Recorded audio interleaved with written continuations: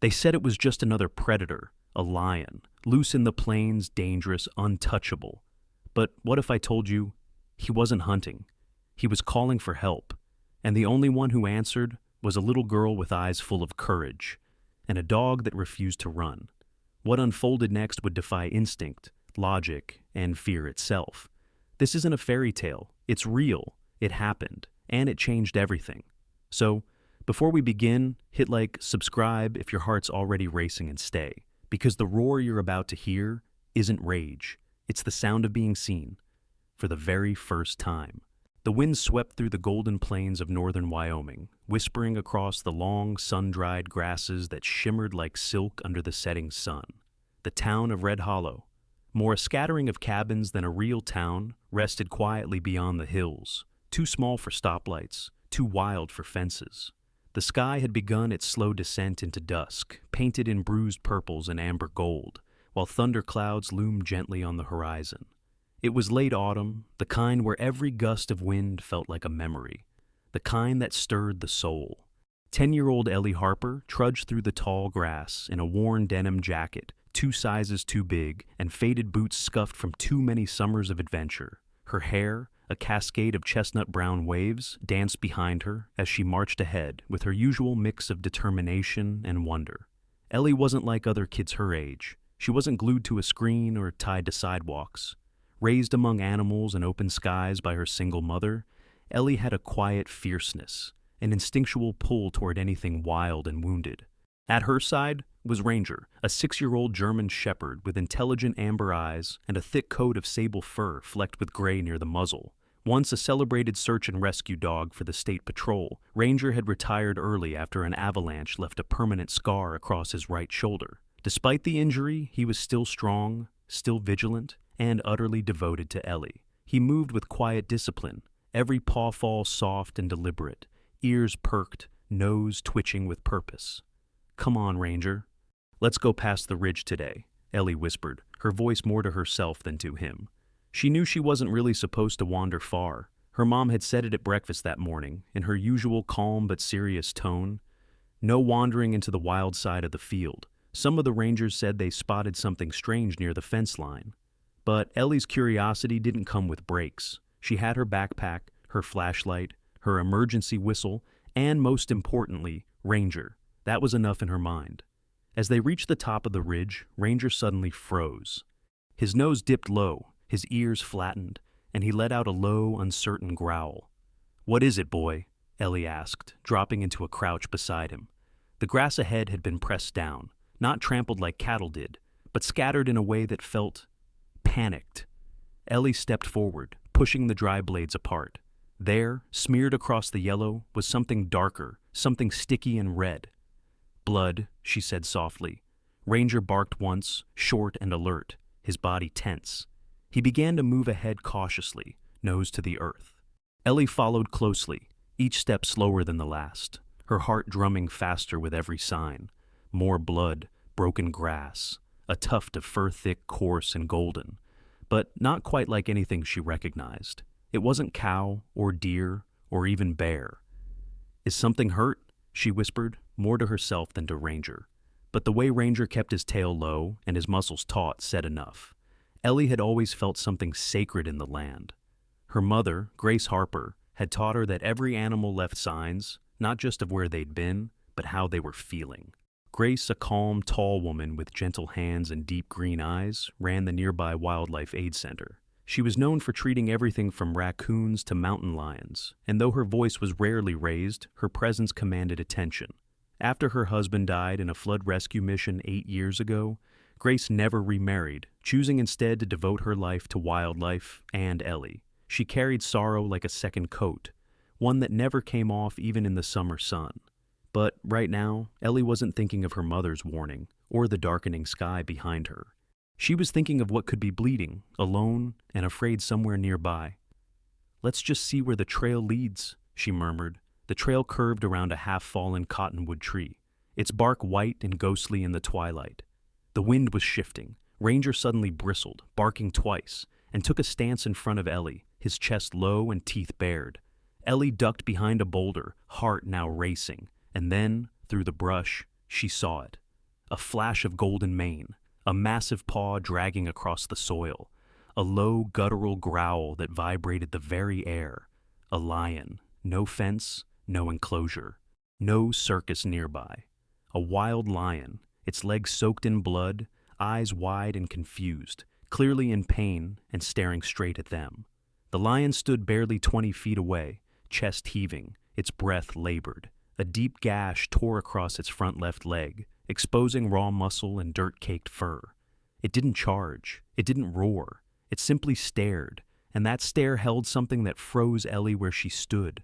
Not anger, but exhaustion. Not rage, but something close to fear. "Stay," she whispered to Ranger, though her own body wanted to run.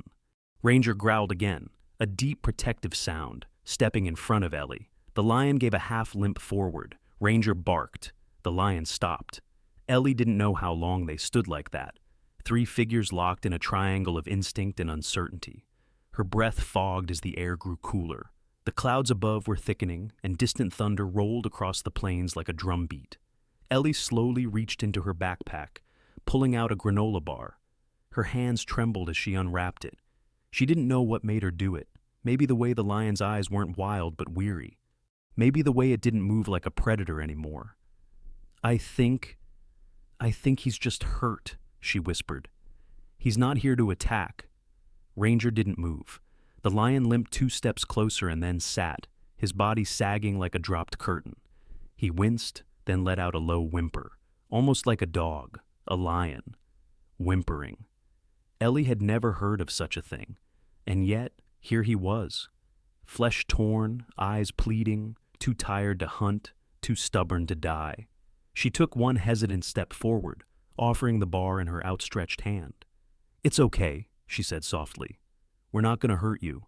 The lion didn't take the food, but he didn't move away either. Behind her, Ranger remained on guard, but didn't attack.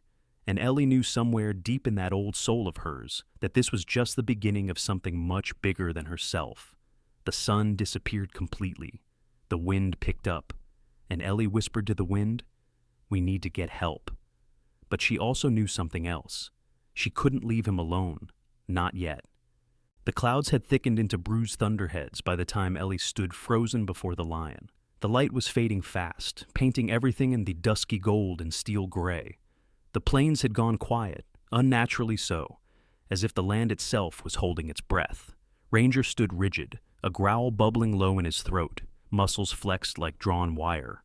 Ellie could barely hear her own heartbeat over the wind that now howled through the trees like a ghost remembering its name. The lion's breath was ragged. Every exhale trembled through his barrel chest, and his blood-matted leg trembled under his weight. His amber eyes were wide, locked on the German shepherd standing between him and the girl. And yet, he didn't pounce. He didn't lunge. Instead, he lowered his body slightly half-sitting, half-collapsing, as though even standing was a war he was losing. Then came the roar. It erupted from deep within the beast's chest raw, thunderous, primal. The sound rolled across the plains like the sky itself was breaking. Birds scattered from nearby trees. Ellie stumbled back instinctively, falling to one knee behind the log. Ranger didn't retreat. Instead, he barked back, his body arching forward in fierce defiance. But Ellie, still on one knee, looked beyond the fear. She saw it again. Something cracked and human in the lion's gaze. A desperate warning. A signal, not of aggression, but of pain and exhaustion. The roar wasn't a challenge. It was a cry. Behind them, thunder rumbled again, closer now. A few raindrops began to fall, gentle at first, then steady. The dry earth soaked them in silence. Ellie pushed herself up and reached slowly for the emergency whistle hanging around her neck. If she blew it, someone might come, but someone might also scare the lion away. Or worse. She looked at Ranger. "It's okay," she whispered, her fingers brushing the coarse fur behind his ear. "He's not trying to hurt us." Ranger didn't ease, but he looked back at her, his eyes softer, waiting. The lion let out a huff and lay fully down. One paw dragged along the grass with effort. Blood pooled slightly beneath his leg.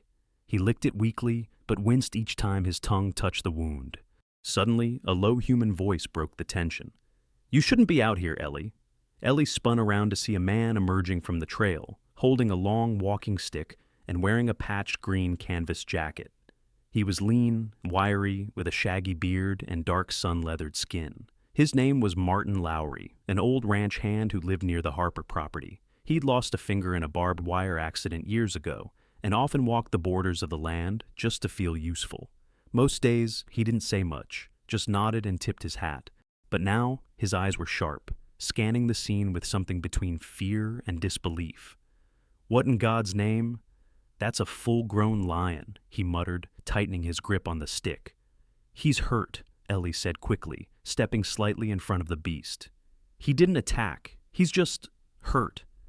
Martin squinted at the lion, then at Ranger. "That shepherd of yours has more guts than most men I know," he said, almost with admiration. "But that thing, if he decides he's hungry—" "He won't," Ellie said firmly, though her voice shook. Martin knelt, groaning softly at the creak in his knees. He pulled a small pair of binoculars from his pocket and examined the lion's wound from a distance. "That cut's deep," he muttered. "Probably barbed wire, or another animal. Whatever did it, he's losing blood fast. And he's too far from his range. We don't get lions out here, not naturally." Ellie felt the breeze tug her hair across her cheeks. "Then how is he here?" Martin shook his head slowly. "Some private preserves let exotics loose when they can't afford 'em anymore. Or worse, they escape. Could be he came miles looking for help.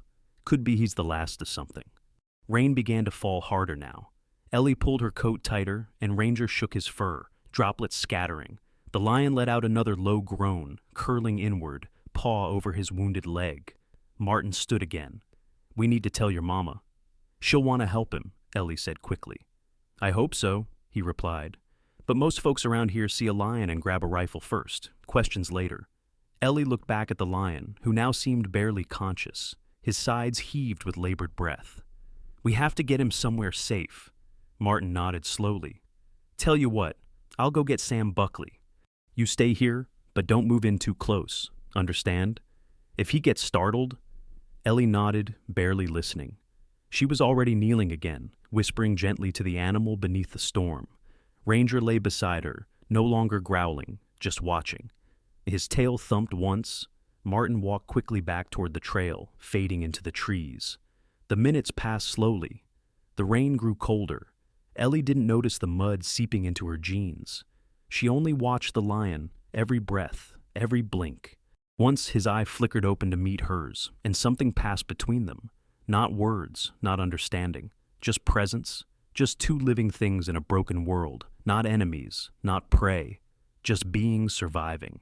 Then the lion barely softly made a sound, not a roar, not a growl, but something like a sigh, and Ellie whispered back, "We're not going anywhere." Rain lashed against the tin roof of the Harper cabin as dusk sank fully into night. The wind had picked up since late afternoon, whistling past the windows and bending the trees along the edge of the property. Grace Harper stood at the doorway, one hand clutching the wooden frame, the other holding her daughter's empty backpack.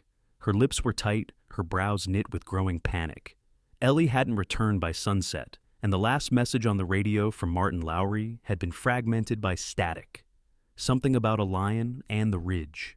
Grace was a tall, broad-shouldered woman in her early 40s, with strong cheekbones, worn hands, and a long braid of chestnut hair streaked with silver. Years spent caring for wild animals had made her practical and fiercely protective. Since the death of her husband, she'd rarely let fear dictate her actions, but now her hands trembled slightly, despite her training, despite her calm. She turned from the door and called into the house. "Sam, we're going now."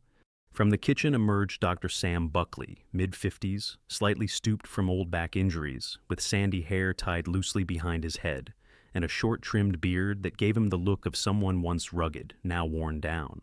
Sam had been a veterinarian for nearly 30 years, and while his skill with animals was unquestioned, his confidence with people had dwindled after a scandal 5 years earlier. A misdiagnosis involving an endangered mountain lion had led to unnecessary euthanasia. Though later cleared of wrongdoing, Sam never quite forgave himself. Since then, he drifted toward quiet clinics and remote calls, preferring to work with creatures who couldn't talk back. "I've got the med kit," he said, slinging a canvas bag over his shoulder and zipping up his waxed coat. Any chance Martin's signal came through again? Grace shook her head. Nothing, but if he said lion and Ellie's out there... She didn't finish the sentence. Instead, she slipped into her boots, grabbed a flashlight, and stepped into the night. The two made their way toward the trail that led up the northern ridge. Rain splashed through the low brush and turned the dirt to slick mud. Sam's boots squelched with every step, and Grace moved ahead with the urgency of a mother who no longer had time for hesitation. Why would she go that far alone? Sam muttered, half to himself. She wouldn't, Grace replied, voice tight. Not unless something pulled her there. She had Ranger, right? Grace nodded. He never leaves her side. Sam sighed and picked up his pace. Meanwhile, under the soaked boughs of a fallen pine further up the ridge, Ellie huddled beside Ranger, the lion just feet away from them now, barely moving. His breathing was shallower, and his mane clung to his body in wet clumps. Thunder cracked in the distance, lighting the sky in pale white pulses. Ellie's arms were wrapped around her knees, her face buried against Ranger's thick fur, trying to stay warm. The dog's ears flicked at every sound, but his body remained pressed firmly against hers, as if to anchor her to the earth. She had stopped offering food. The lion wasn't interested in that anymore. He needed help, real help, the kind her mother and Dr. Buckley could bring. But what if, by the time they arrived, it was too late? Suddenly, the lion let out a low, broken growl and tried to shift positions, dragging himself a few inches toward the log. He was moving again, barely, but it was enough for Ranger to stand, tense again, blocking Ellie's front. The girl placed a hand gently on the dog's back. "It's okay," she whispered. "He's just scared, like us." The lion's eyes flickered open, briefly meeting hers. Ellie didn't know what wild animals truly thought, but there was something familiar in that. Looked like he recognized her as more than noise in the grass. Grace and Sam finally crested the ridge, their flashlights cutting through the blackness. In the distance, they spotted a low orange glimmer, Martin's lantern. The old rancher stood beside a downed tree, hat dripping, his boots caked in mud. "Took you long enough," Martin grunted. "She's just ahead, with the lion." "Alive?" Grace asked. "She's got that dog with her. That shepherd's got more sense than any man I've ever known. He's been keeping the cat back." Sam stepped forward and squinted into the dark. "How bad is it?" Martin shrugged. "From what I can tell, legs torn bad, deep gash. Might have gotten tangled in fencing or maybe a snare. It's infected. He's not going to make it long." Grace moved ahead without another word, her flashlight sweeping through the tall grass until it found the outline of her daughter, small, soaked, and hunched beside a massive form barely visible in the gloom. "Ellie!" she called. Ellie jerked her head up. "Mom!" Grace ran the last few yards, dropping to her knees beside her daughter and hugging her fiercely, rain and all. "What were you thinking?" "I couldn't leave him," Ellie said quietly. "He was already down. He didn't try to hurt us. He just looked at me." Grace glanced past her daughter and saw the lion, motionless but still breathing. Then she looked at Ranger, who stood tall, proud, and soaked, but calm. Sam arrived next, crouched beside the lion, and opened his medical bag. "This is unusual," he muttered, inspecting the wound with practiced hands. "Infected, yes. Torn muscle. He's dehydrated, might be septic." "He's too big to move in this rain," Grace said. "Too risky." Martin stepped up. "We could build a tarp shelter, wait the night out, bring the trailer up in the morning." Grace hesitated. Then she looked at Ellie. "You want to stay with him?" Ellie nodded. "Then we stay," Grace said. By midnight, the storm began to break. A temporary shelter had been erected with tarps and rope. Ellie sat wrapped in a wool blanket, sipping from a thermos of broth Martin had brought. Ranger lay beside her, still watchful. Sam continued to monitor the lion, checking his pulse, flushing the wound. Grace paced slowly outside the tarp's edge, flashlight in hand, checking the perimeter. None of them knew what morning would bring, but none of them would leave. Not yet. The night had settled deep into the land, and though the rain had slowed to a whisper against the makeshift tarp, the chill lingered in the bones of every soul beneath it. The only sounds were the occasional creak of the shelter's frame and the steady, raspy breathing of the wounded lion, whose massive body now barely stirred. A lantern cast a soft amber glow over the scene, flickering shadows that danced over wet grass and muddy boots. The world, for this fragile hour, had become very small: a girl, a dog, a dying lion, and the people who chose not to run. Ellie sat cross-legged just a few feet from the lion, now known to her in the silence of her mind as Leo, a name that felt too gentle for such a beast, and yet too fitting to ignore. His golden mane was matted with blood and rain, and his eyes had begun to droop beneath heavy lids. His chest rose with difficulty, each breath a labor. He hadn't growled in hours. His body, once taut with survival, now seemed limp, almost resigned. "Is he dying?" Ellie whispered, her voice barely above a breeze. Sam Buckley, crouched nearby, wiped his hands on a damp cloth. His brow was furrowed with concern. "He's close," he said softly. "But he's still fighting. His pulse is weak but steady. That's something." Ranger sat between Ellie and the lion, back straight, his tail unmoving. The rain had soaked through his thick coat, but he showed no sign of discomfort, only a quiet, focused vigilance. His eyes never left Leo, every muscle ready to act should the wild turn. Grace handed Ellie a new blanket and sat beside her daughter. "You should rest, baby." "I can't," Ellie said, shaking her head. "He needs someone awake." "You're someone who needs sleep," Grace replied, brushing wet hair from Ellie's face. But Ellie didn't move. Her eyes remained locked on the lion, on the thick wound at his leg, still oozing despite Sam's cleaning. Without breaking her gaze, she reached into her jacket pocket and pulled out a folded cloth handkerchief, pale blue with tiny stars stitched into the corners. It had once belonged to her father, a keepsake she never used, always carried. "Can I help him?" she asked Sam quietly. The vet studied her for a moment, then nodded slowly. "If you're careful, just press around the wound to slow the bleeding. Don't touch the bone if it's exposed." Ellie nodded. She crawled forward, 1 inch at a time, holding the handkerchief in trembling hands. Ranger growled low, but didn't move to stop her. She paused, looked at him. "It's okay," she whispered. "I'm just helping." The lion stirred as Ellie approached. One of his eyes fluttered open, golden and dim. His tail twitched once, weakly. Ellie's voice was soft, rhythmic. "It's all right. I'm not going to hurt you. I promise." With deliberate gentleness, she reached forward and laid the cloth against his wound. It was warm, sticky. The smell of blood and wildness filled her nose, but she didn't pull away. Instead, she pressed slowly, applying slight pressure. Leo didn't roar, didn't flinch. He simply sighed, a deep, hollow sound that echoed something older than fear acceptance. Behind her, Sam exchanged a look with Grace. She placed a hand on his arm. "Let her try," she murmured. The scene was almost unreal.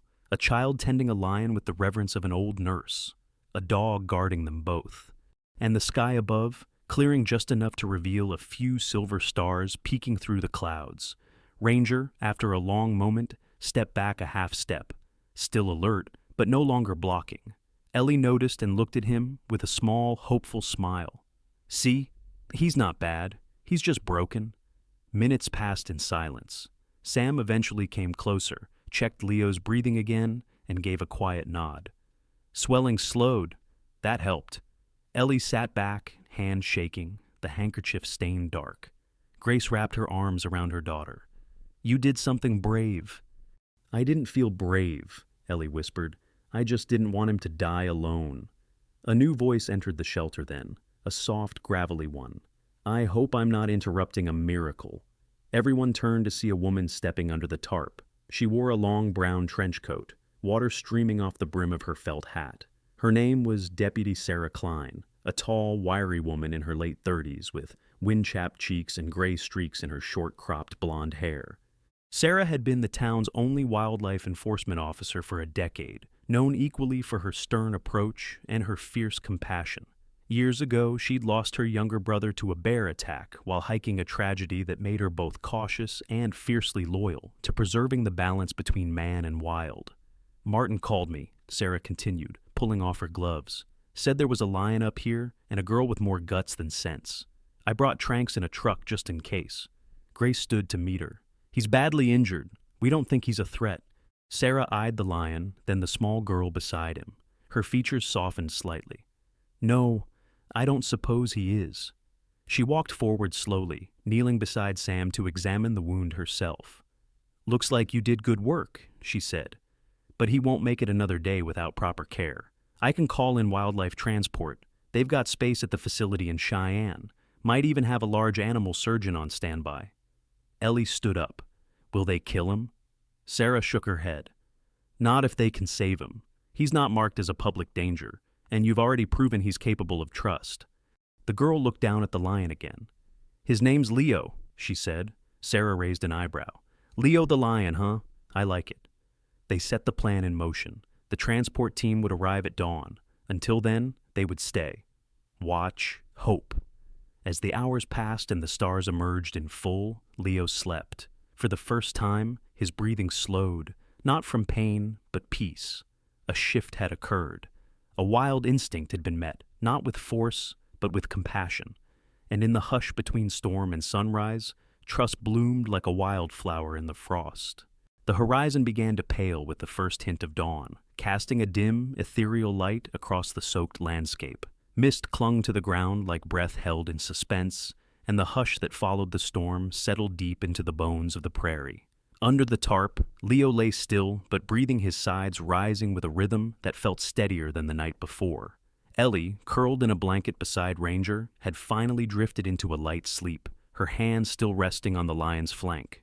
Sam Buckley stood at the edge of the makeshift shelter, looking out over the land as the early light washed over it. His face, usually unreadable, was marked with something approaching dread. The lion wasn't just any injured creature.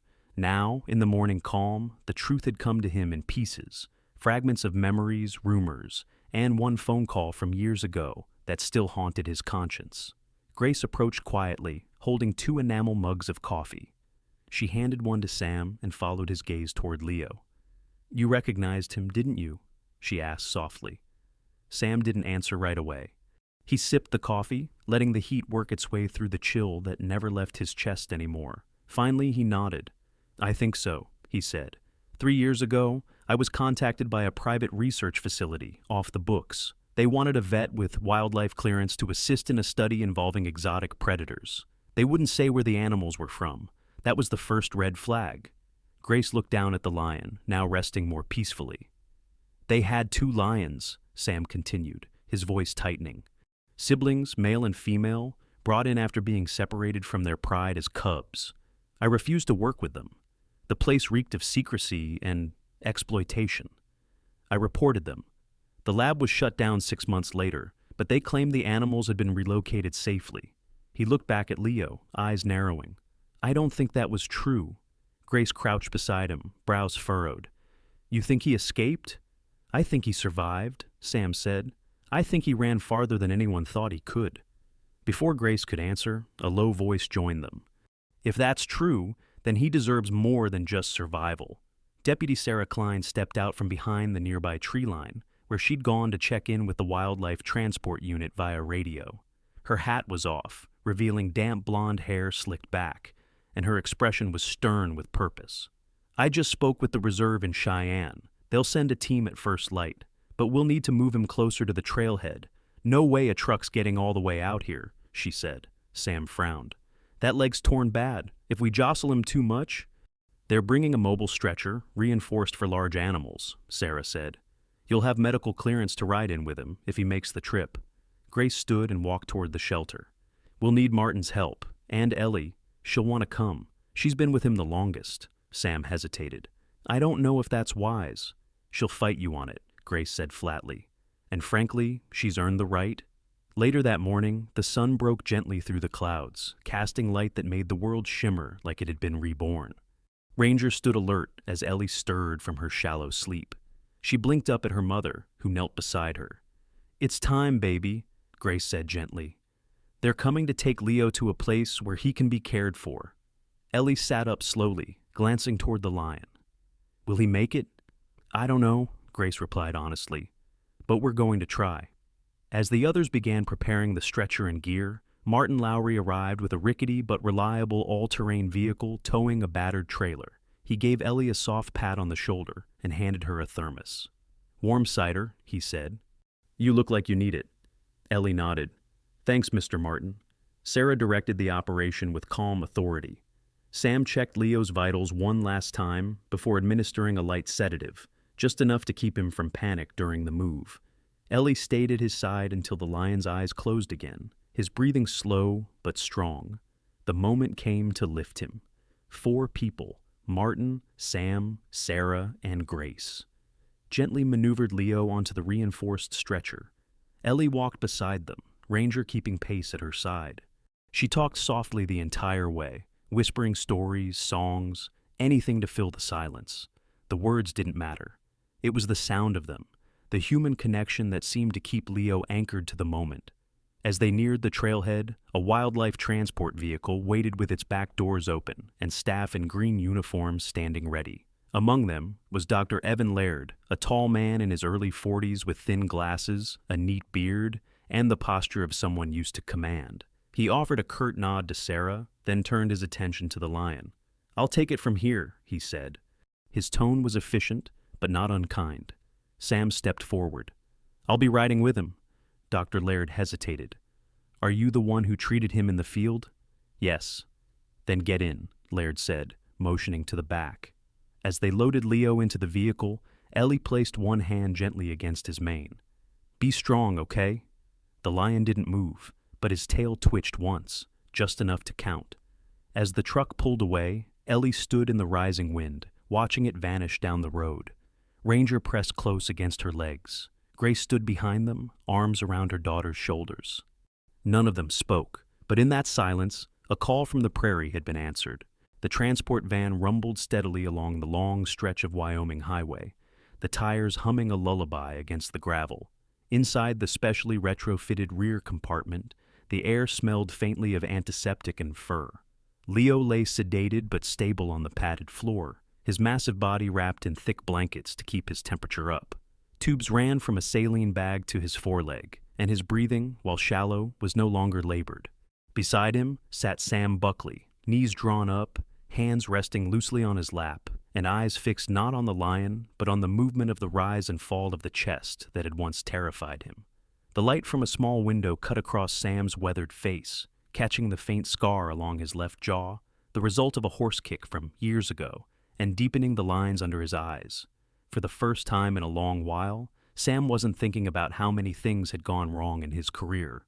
He was thinking about how close he had come to turning his back on this creature a second time, and how different the world might be if he had. Across from him, lying calmly and alert, was Ranger. Though he hadn't been trained for wildlife response, the 6-year-old German shepherd had assumed the role naturally. Ranger's amber eyes never left Leo's side. When Leo stirred in his sleep or twitched in pain, Ranger would inch forward, gently rest his head near Leo's massive paw, and emit a quiet, reassuring huff.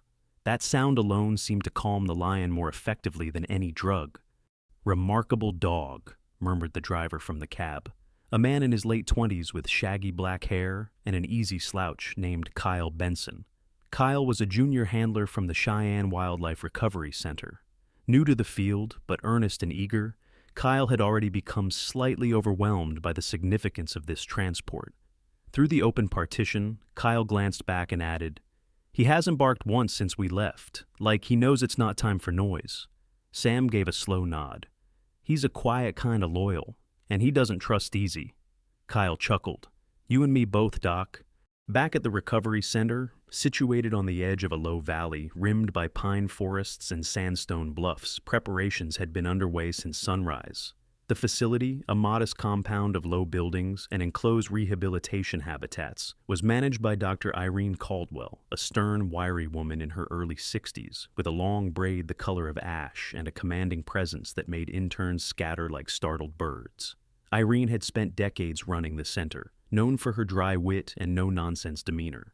But behind the clipped tone and brisk stride was a heart deeply shaped by a lifetime of witnessing both the cruelty and resilience of wild things. When the transport finally pulled into the loading bay, Irene was waiting. Sam stepped out first, stretching his back with a groan. "He's stable," he said, "but he's not out of the woods yet." Irene walked to the van door and peered inside, eyes narrowing behind rectangular glasses. "Well, damn," she muttered. "That's a big cat." Sam smirked. "And he's got fans, including a dog." Ranger jumped down beside him, sniffed the air, and immediately trotted to Ellie, who had just arrived in Grace's pickup truck. She knelt, arms wide, and the dog bounded into them, tail thumping wildly for the first time in hours. Grace stepped out behind her, eyes tired but full of quiet pride. Ellie, still in the same hoodie and jeans from the day before, looked around the center with wide-eyed curiosity. "I want to see him," she said. "Let us get him inside first," Irene replied, her voice softer now. "Then you can." Inside, Leo was wheeled gently into the surgical observation room. Sam, now in full scrubs, moved with renewed purpose, barking instructions to the veterinary techs with surprising confidence.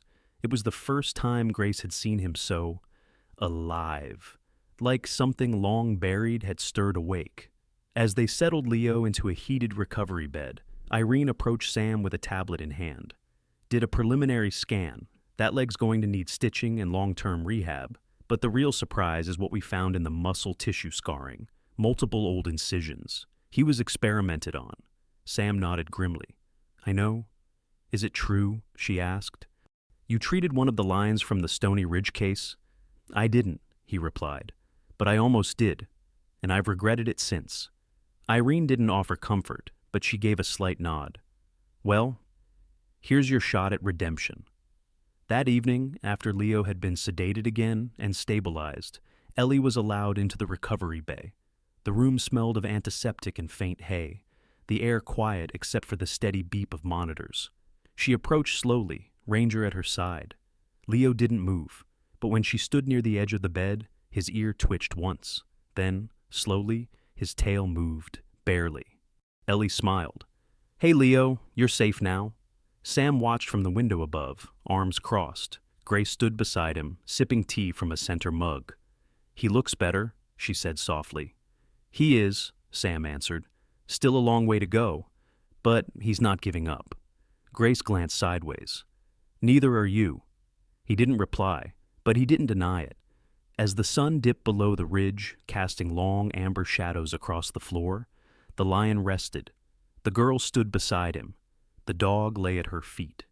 And for the first time in years, the vet felt like he had saved something worth saving. Morning light spilled over the hills and poured through the wide glass windows of the recovery enclosure, bathing the room in a warm amber hue. The facility had been quiet all night, save for the steady rhythm of heart monitors and the low, peaceful breathing of its most famous resident, Leo. The lion once feared, once hunted, now lay stretched out on a thick bed of straw and fleece, his golden mane fuller, his eyes brighter with each passing day. The wound on his leg had begun to close with care and time, and though his strength hadn't fully returned, something deeper had. He was no longer flinching at every sound. He was listening. Across the enclosure sat Ellie Harper on a wooden stool, too tall for her feet to touch the ground. In her lap rested a slightly scratched ukulele with painted sunflowers on its front, the kind a child might decorate with stubborn love and too much glitter. Her fingers plucked at the strings with untrained gentleness. The melody was simple, meandering, a blend of lullaby and something half-remembered from old summer radio. Ranger lay beside her, his front paws crossed and head resting just inches from Leo's outstretched leg. The German shepherd's eyes were half closed, his breathing in sync with the lion's, as though they'd spent years, not days, learning the language of each other's breath. Ranger had grown thinner over the last few weeks, not from illness, but from vigilance. He refused to leave Leo's side for more than a few minutes at a time. He'd eat only when Ellie did, sleep only when she returned. The staff had given up trying to shoo him away. "You're getting better," Ellie whispered mid-song, not looking up. "Even your grumpy growl is softer now." Leo let out a low sound, not quite a growl, not quite a sigh. A rumble from deep in his chest that didn't raise alarm anymore. It was a new language, this quiet thunder, the language of trust. Outside the enclosure, Dr. Irene Caldwell stood with her arms crossed, leaning against the observation railing. Her usually stoic face carried the smallest of smirks. She was flanked by Grace Harper and Deputy Sarah Klein, who had stopped by for her weekly report. "She's tamed a lion," Sarah said, shaking her head, her short-cropped blonde hair slightly tousled from the wind outside. "I've seen trained bears, hawks that'll answer to a whistle, but never this. This is different." "She didn't tame him," Grace replied. "She made space for him to feel safe. That's rarer than training." Irene nodded thoughtfully. "He's still wild. We'll never pretend he's not. But I've stopped thinking of him as dangerous. Sam Buckley joined them moments later, fresh from surgery on a fox with a fractured jaw. His scrubs were dusted with fur, and a tired smile tugged at the corner of his mouth. "She plays for him every day," Sam said. "Same time, same 3 songs, never off key, never late." "Routine builds rhythm," Irene murmured, "and rhythm builds peace." In the days that followed Leo's arrival, Ellie had become a fixture at the center, half visitor, half staff. She cleaned food bowls, filled water basins, and asked more questions than any clipboard could hold. Her love for animals had always been deep, but this connection with Leo had turned her into something new. Not just a caretaker, a listener. One afternoon, a new volunteer arrived. Mason Ray, a 17-year-old high school senior from Casper, tall and freckled, with the kind of awkward posture that made him seem like he was still growing into his own height. Mason had signed up for community hours and showed up expecting to clean cages and maybe feed a raccoon. He hadn't expected to walk past a lion enclosure and see a girl playing music while a German shepherd napped beside a sleeping apex predator. He paused at the glass, eyes wide. "You serious?" he muttered. Ellie looked up and waved. "He's friendly if you're quiet." Mason laughed nervously. "You say that about a puppy, not that." Still, over the next few days, Mason found himself lingering around the enclosure more than his duties required. He'd sit just outside the door and sketch in a battered notebook, mostly doodles of Leo and Ranger, occasionally glancing up at Ellie as if trying to capture whatever invisible thread tied them all together. One day, when Ellie paused her song and looked toward him, he stammered, "He's different when you're here." Ellie shrugged. "We all are." Inside the enclosure, Leo stood for the first time in 2 weeks without faltering. It wasn't a long stand, just a shift, a stretch, a low shake of his mane, but it was enough. He walked, limped slightly, and circled Ranger, who thumped his tail in approval. Later that evening, the staff gathered outside the enclosure. Grace, Sarah, Irene, Sam, and even Mason. Ellie sat inside, still humming, while Leo rested near her feet. It wasn't official, but it felt like something sacred, a moment not to be spoken over. Sarah eventually broke the silence. "So what's next?" Irene replied, "If his strength returns and the specialists approve, he'll move to a protected open habitat outside Boulder, 20 acres, forest edge, controlled exposure. He'll be alone?" Ellie asked quietly. "No," Irene said. "They've got a retired lioness, named Zara, rescued from a roadside zoo. She's gentle, hasn't roared in years." Ellie nodded. "That sounds like the right kind of friend." Sam looked at the lion and then at the girl. "You gave him back something no one else could." "I didn't give him anything," Ellie said, standing slowly. "I just stayed." She walked out of the enclosure as Ranger followed. Leo didn't rise but lifted his head slightly, eyes tracking her until she was out of view. And when she was gone, he let out a sound. Not fear, not pain. A low growl, almost musical, almost like he was singing back. The early October sun rose like a promise across the fields of Wyoming, lighting the mountains in a warm amber hue. In the crisp morning air, a convoy of 2 vehicles idled at the front gate of the Cheyenne Wildlife Recovery Center. One was a reinforced animal transport truck with a climate-controlled cargo bay. The other, a faded blue pickup belonging to the Harpers, carried memories, coffee and thermoses, and the quiet tension of goodbye. Inside the truck, Leo lay on a thick mat lined with fleece, his body calm, eyes steady. His golden mane had grown fuller, regaining its luster under care and time. His leg, though still healing, held weight now. Not enough to run, but enough to walk with dignity. And today, he would leave the shelter that had saved him. Ellie stood beside the open rear doors of the truck, her ukulele slung over one shoulder by a canvas strap. She was taller now, or maybe just standing straighter. The girl who had once followed blood trails through a field was no longer just a child. She was someone the world had started to notice.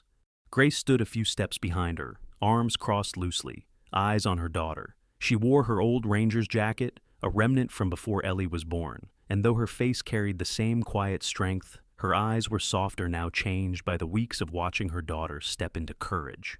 Sam Buckley emerged from the facility's front doors, carrying a clipboard and rubbing the back of his neck. He wore a freshly pressed white coat, with his name stitched above the pocket for the first time in years. The clinic he had shut down after the fallout at Stony Ridge had recently reopened, repainted with a new sign: Buckley and Wild's Animal Rehabilitation and Rescue. Donations had come in after Leo's story aired on a national wildlife program. Letters, too, from strangers who had once been skeptics, now moved by the tale of a lion who found music in his pain. Sarah Klein, crisp in her khaki uniform, stood with Ranger on a leash, not because the shepherd needed restraining, but because he refused to leave Ellie's side unless directed. She scratched behind his ears. "Still watching the girl like she's made of starlight and glass," she muttered. "Can you blame him?" Grace replied. "She's half of both." Dr. Irene Caldwell joined them, her clipboard clutched firmly. "The sanctuary team's confirmed," she said. "Leo will have a 10-acre enclosure with forest, rock ledges, and a stream, and Zara's already been placed nearby. They'll be introduced slowly." Ellie nodded but didn't speak. Instead, she stepped into the truck one last time. Leo lifted his head, meeting her gaze. She crouched beside him and placed her hand over his mane, fingers sinking into the thick fur she had once feared. "You remember how to roar gently, right?" she whispered. "Not everything has to be loud." Leo blinked once, slow and deliberate. She pulled the ukulele from her shoulder and set it gently beside him. "They'll let me visit, and well, you're not the only one who needed saving." She leaned forward and wrapped her arms around his neck. It wasn't tight, it wasn't rushed. It was the kind of hug that says, "I see you, and I still believe." When she stepped out, tears lined her cheeks, but her smile stayed strong. Sarah opened the passenger door of the truck and helped Ellie climb in beside Ranger. The dog leapt up without hesitation, settling at her feet like he always had, guardian, brother, shadow. Sam approached and handed Ellie a folded newspaper. The front page bore a headline in bold: "The Girl, the Dog, and the Lion. A tale that changed Red Hollow forever." "Looks like you made the world listen," Sam said. Ellie looked at the paper, then up at him. "No, Leo did. I just made sure someone heard him." The drive to the Colorado sanctuary was quiet, peaceful. Ranger occasionally glanced up at Ellie, resting his head on her lap. The fields gave way to hills, then to rocky terrain. Trees thickened, mountains rose like gentle giants, and eventually they arrived at the gates of the Boulder Wildlands Refuge. A staff member greeted them, Dr. Julia Nguyen, a short woman in her 30s with sharp eyes and a gentle voice. She wore jeans, a fleece vest, and a clipboard tucked beneath one arm. Originally from Seattle, Julia had spent her early career rescuing snow leopards from illegal trade and now led the integration program for large mammals at Boulder. She opened the truck and peered in. "So, this is the legend," she said, offering Leo a respectful nod. "Welcome home, big guy." They unloaded him with practiced care. Leo stepped onto the earth slowly but surely, his tail twitching once. The air here smelled of pine and distant rain. Birds called in the distance, and somewhere beyond the trees, another lion watched silently from her enclosure. Ellie stood behind the fence, hand pressed to the metal. Leo turned just once and stared at her through the gap. Not with sorrow, not even with longing, with gratitude. He padded off toward the trees. Months passed. Leo thrived in his new habitat, forming a gentle, curious bond with Zara. Ellie returned twice that winter, and once in spring, always bringing her ukulele. Sometimes Leo came to the fence. Sometimes he only listened from the trees, but she never played for anyone else quite the same way. Ranger remained at her side. At school, in town, in quiet visits to her mother's wildlife talks, he was a constant, the only being who truly knew what had happened under that stormy sky. Sam's clinic flourished. Grace became a speaker at wildlife conferences. Sarah worked with state agencies to shut down more illegal breeding operations. And Ellie Harper, she became a symbol not of control over wild things, but of respect for them. A quiet reminder that some creatures don't need to be conquered. They only need someone who stays. In the end, this wasn't just the story of a lion saved. It was the story of what happens when we choose to stay, to listen, and to see beyond fear. In our everyday lives, there are people, animals, and moments that roar not with anger, but with quiet pain, waiting for someone to notice. Maybe today, you can be that someone. If this story moved you, share it with someone who still believes in second chances. Tap like if you felt something real, subscribe for more stories that matter, and tell us in the comments. What's one moment in your life when you chose compassion over fear? We'd love to hear it.